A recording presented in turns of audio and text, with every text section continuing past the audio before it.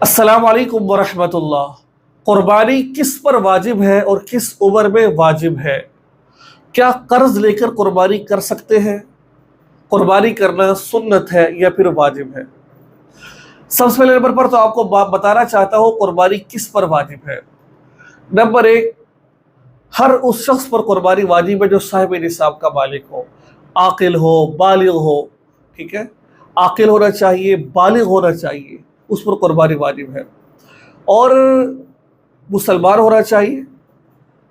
और साहिब निसाब किससे कहते हैं, ये बात आपने समझनी है। नंबर एक, 52.5 तोला चांदी हो उसके पास, या 7.5 तोला सोना हो, ठीक है, या इसके अलावा उसके बाद उसके पास माल तिजारत हो, या ज़रूरत से ज़ायद सब घर में सामान पड़ा हुआ है, या ज़रूरत से ज़ायद मकान है, ठीक है, उस पर कुर्बानी वाजिब होगी। मैं आपको मिसाल देता हूँ कि 52.5 तोला चांदी, उसकी कीमत मेरे अंदाजे के मुताबिक 1,60,70,000 रुपये होगी। अंदाज़ा बता रहा हूँ, मार्केट से मालूम कर लेंगे। 7.5 तोला सोना, ये पता नहीं कितना महंगा है, 10-15 लाख रुपए का गालिबन होगा ये। अगर किसी औरत के पास 1 तोला सोना है या 2 तोला सोना है, या फिर पैसे उसके पास मौजूद है, माल तिजारत है, तो उसको किसके साथ कंपेयर करेंगे?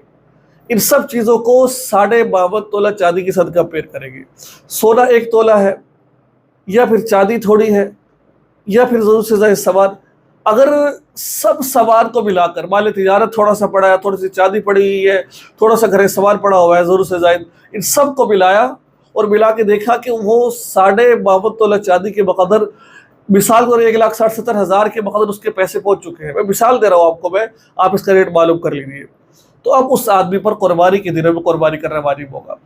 ज़कात के लिए साल गुजरना शर्त है, कुर्बानी के लिए साल गुजरना शर्त नहीं है। पहले आप ये बात समझिए, एक आदमी के पास माल नहीं था, गरीब था, लेकिन अचानक अल्लाह ने उसको माल दे दिया। कुर्बानी यानी कि 12 ज़िलहज्जा से पहले पहले, ईद के पहले दिन, दूसरे दिन, तीसरे दिन, गुरूब आफ्ताब से पहले पहले उसके पास माल आ गया। अब उस पर लाजिम है कि वो कुर्बानी करेगा। ठीक है, अब घर में ज़रूरत से ज़ायद मोटरसाइकिल खड़ी हुई है, ज़रूरत से ज़ायद सामान पड़ा हुआ है, ज़रूरत से ज़ायद मकान है, ज़रूरत से ज़ायद घर में बर्तन रखे हुए हैं। अगर इन सब की कीमत 52.5 तोला चांदी के बकदर पहुँच जाए तो उस पर कुर्बानी के दिनों में कुर्बानी करना ये लाजिम और वाजिब होगा। अच्छा जी, ये बात आपने समझ लीजिए कुर्बानी करके हवाले से। अब जो कुर्बानी है, क्या कर्ज लेकर कुर्बानी कर सकते कि नहीं कर सकते? तो इसका जवाब है, कर्ज आप जब एक चीज़ आप पर वाजिब नहीं है तो आप खामखा अपने ऊपर कर्ज चढ़ा रहे हैं, 50-60 हज़ार लोगों से लेकर कर्ज कुर्बानी कर रहे हैं।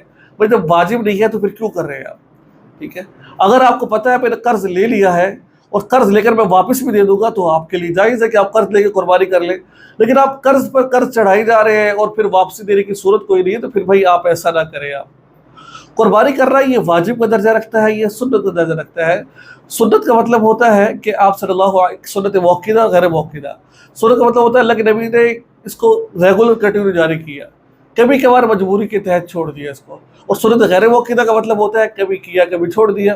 लेकिन वाजिब का मतलब होता है जो लाजिम है जिसको करना, इसको आप छोड़ नहीं सकते आप इसको। तो ये था कुर्बानी के हवाले से। आकिल बालिग बच्चा, उस पर कुर्बानी आएगी। और इसके अलावा तमाम कुर्बानी किस पर वाजिब होगी, क्या हालात है, मैं तमाम चीज़ें इन्फॉर्मेशन आपको दे दी है। मुझे उम्मीद है कि मसला आपको बड़े अच्छी तरीके से समझ आ जाएगा। दुआ में याद रखिएगा। अस्सलामु अलैकुम व रहमतुल्लाहि व बरकातुहू।